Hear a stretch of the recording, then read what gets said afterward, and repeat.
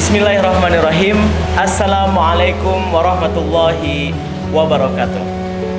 Kembali lagi di tayangan video Serambi serial Ramadan Bisalam, dan alhamdulillah masih bersama dengan Abuya di sini. Kita bersyukur kepada kesempatan kali ini Allah masih memberikan kesempatan kita untuk kesekian kalinya untuk lebih mendekatkan lagi kepada Allah Subhanahu wa taala, menjalani aktivitas menjadi lebih baik atau menjadi pribadi yang lebih baik daripada hari-hari sebelumnya.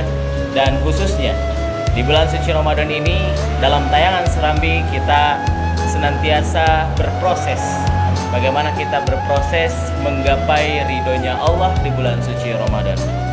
Dan tayangan kali ini saya nggak sendirian, alhamdulillah. Saat ini saya ditemani sahabat saya juga. Gimana bilghat Arabiyah? Kawaturin, aiyah. Jadi alhamdulillah, Mas Muh Arif, ismuhu Arif, atau nama sahabat saya ini adalah Arif. Dan saya teringat dulu mungkin sekitar 5 atau 6 tahun yang dulu kita bareng-bareng, dan karena beliau ini harus mencari ilmu, Allah takdirkan beliau ini berangkat ke Mesir, yaitu untuk menimba ilmu di salah satu universitas terbaik di Mesir, bahkan di dunia mungkin ya, Al-Azhar Kairo. Orang Bogor, dan karena beliau ini dulu pernah di Bandung bareng-bareng, di Ramadan ini nyempetin untuk kita ketemu lagi di reunian gitu ya, semacam reuni atau bernostalgia lah, mengingat dulu kita bang anak-anak gitu kan. Gimana setelah menginjakan Bandung kedua kalinya? Ya alhamdulillah, jujur senang sih gitu kan, bisa kecemilan lagi. Kita ngelihat anak-anak yang dulu belajar bareng sama kita ya, sekarang udah gede gitu, udah pada besar, alhamdulillah gitu. Ya, mudah-mudahan mereka semua inilah istiqomah dalam kebaikan gitu kan, ngaji terus, itu senang. Alhamdulillah. Dan juga warga-warganya, masya Allah ya. Baik banget. Wah, baik banget. Jadi ini informasi aja buat sahabat Serambi, kita mengambil video ini tepat di lokasi yang tadi kita ceritain, di tempat di sini itu banyak sekali anak-anak, orang tua di sini sangat perhatian dengan anak-anaknya, terutama dalam hal agama. Mereka menginginkan anak-anaknya ini menjadi anak-anak yang soleh ya. Dan kita doakan juga mungkin untuk anak-anak di sini agar tetap istiqomah memakmurkan masjid dan menjadi pewaris-pewarisnya Nabi untuk mendakwahkan Islam ya. Nah, kaitannya dengan video kali ini, tayangan kali ini, kita akan sedikit mengulas terlebih dahulu Lailatul Qadar di bulan suci Ramadan. Apa nih kira-kira? Ya kan, kalau yang kita tahu gitu ya, kan Lailatul Qadar itu khairun min alfi syahr. Ya. Kata Allah Subhanahu wa taala kan. Jadi bulan lebih baik dari 1000 bulan. Nah, dan itu Lailatul Qadar ini memang biasanya akan terjadi di bulan suci Ramadan. Yaitu di 10 akhir. 10 hari ya. Cuma ya sebagaimana kita ketahui bahwasanya bulan Ramadan ini memang sudah menjadi rahasia Allah Subhanahu wa taala. Betul.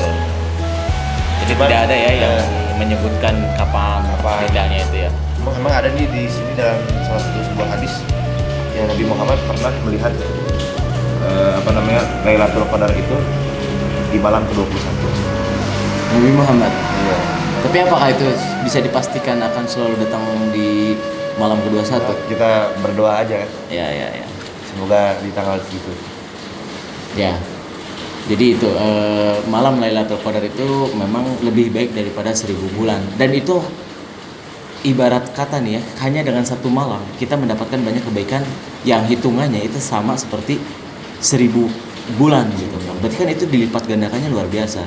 Maka ketika kita melakukan segala sesuatu di malam itu, otomatis apakah kita akan mendapatkan kebaikan atau pahala sedemikian itu? Iya dong. Lebih baik dari 1000 bulan. Kan juga ada kayak hadis tuh, man qoma Lailatul Qadri imanan wa ihtisaban. Man qama ramadhana imanan wa ihtisaban. Lailatul Qadri. Jadi barang siapa yang mendirikan salat malam di malam Lailatul Qadar, Ya. dengan sungguh-sungguh atas dasar iman dan juga sungguh-sungguh, maka dosa dia yang terdahulu itu akan diampuni. Nah, makanya itulah mengapa alasan Nabi Muhammad SAW itu dia selalu melakukan iktikaf di 10 terakhir Ramadan. 10 terakhir Ramadan. Karena beliau itu mengharapkan gitu. Betul. Dia beribadah, beriktikaf, bertepatan dengan malam Lailatul Qadar ya. Gitu. Dan itu ya, memang secara tekstual malam Lailatul Qadar itu tidak tertulis. Itu mungkin salah satu cara Allah menginginkan kita sebagai hambanya ini mencari ya. Maka kalau misalkan 10 hari ini kita miss aja satu, bisa jadi satu malam itu yang kemungkinannya Iya. jadi malam Lailatul Qadar kan. Nah, iya. maka anjurannya mungkin kalau menurut Arif nih, kita ini di 10 akhir di bulan suci Ramadan ini kan sekarang banyak banget ya kalau di masyarakat itu, apalagi udah mau mendekat ke Lebaran nih. Iya. Orang udah sibuk, THR sudah dibagikan gitu kan ya. Nah, mumpung nih ya di video kita tayangkan ini kan kita akan ngebahas di buku kitab Maqasidus Shaum ini tentang iltimasu. Artinya iltimas itu kan kita berusaha untuk menggapai atau kita mengejar malam Lailatul Qadar. Apa yang harus disiapkan kalau menurut Arif? Nah, yang pertama ini sangat dianjurkan kita melakukan iktikaf. Iktikaf, ayo, ya. Ya kan? Coba mana pembahasan di sini, ada pembahasan mengenai iktikaf. Nah, sebelum itu mungkin saya ingin cerita dulu nih. Boleh. Apa sejarah iktikaf. Jadi ternyata iktikaf itu memang sudah ada dari zaman Nabi Ibrahim alaihissalam. Oh, ya. Kan? Jadi gini, di dalam Al-Quran itu kan ada surat yang dinamai dengan surat Al-Hajj. Al-Hajj, ya. Itu sebelum surat Al-Mu'minun. Sebelum surat Al-Mu'minun. Kenapa surat itu dinamai Al-Hajj dengan nama Al-Hajj? Kenapa itu? Karena Al-Hajj itu artinya haji. Iya. Nah, karena di dalam surat itu Allah Subhanahu wa taala itu menceritakan bahwa Nabi Ibrahim itu dahulu pernah memerintahkan manusia untuk melaksanakan ibadah haji. Oh. Ya kan? Nah, ya. Terus kaitannya dengan iktikaf? Nah, di surat Al-Hajj ayat misalkan 26 itu kan wa iz bawwa'na li Ibrahim makanal baiti alla tusyrik bi syai'a wa tahhir baiti ali. Oh, li Thaifin wal qaimin wa ruk'is sujud. Jadi ya di situ Allah Subhanahu wa taala itu menempatkan Ibrahim di Masjidil Haram di Mekah, ya kan? Kemudian Allah perintahkan agar Nabi Ibrahim ini mensucikan rumah Allah, banyak melakukan ibadah. Nah, di surat Al-Hajj ayat ke-27-nya Allah Subhanahu wa taala itu berfirman, "Azin fin nasi ya'tuka bi wa azin fin nasi bil haji ya'tuka rijalan." Wa ala kulli dhamirin ya'tina min kulli fajjin amir.